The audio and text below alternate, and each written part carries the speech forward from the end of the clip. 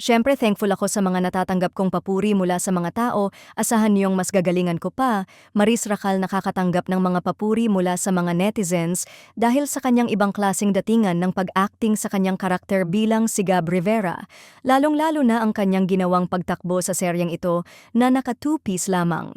Si Maris Racal ay patuloy na hinahangaan ng kanyang mga tagahanga dahil sa kanyang natatanging pagganap bilang si Gab Rivera sa seryeng Incognito. Ang kanyang karakter ay nakatanggap ng papuri mula sa mga netizens, lalo na sa kanyang eksena na nagsusuot lamang ng two-piece swimwear. Marami ang humanga sa kanyang tapang at husay sa pagganap sa naturang eksena. Sa isang panayam, ibinahagi ni Maris ang kanyang karanasan sa pagganap bilang si Gab Rivera. Ayon sa kanya, "Ako ay masaya.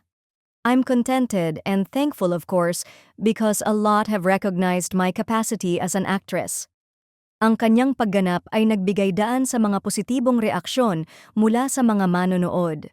Matatandaang ang naging unang eksena ni Maris sa Incognito ay umabot ng 2 milyon na views sa loob lamang ng isang araw, kung kaya't malaki ang kanyang hatak sa mga viewers na talagang laging inaabangan ng mga manonood ang kanyang karakter. Nagpapasalamat naman si Maris sa kanyang mga taga-suporta.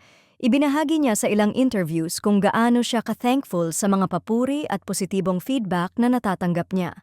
Ayon sa kanya, ang mga ito ay nagsisilbing inspirasyon para lalo pa siyang mag-improve sa kanyang craft at magbigay ng mas magagandang performances. Masaya siya sa suporta ng kanyang mga fans at patuloy niyang pinapahalagahan ang kanilang pagmamahal at tiwala.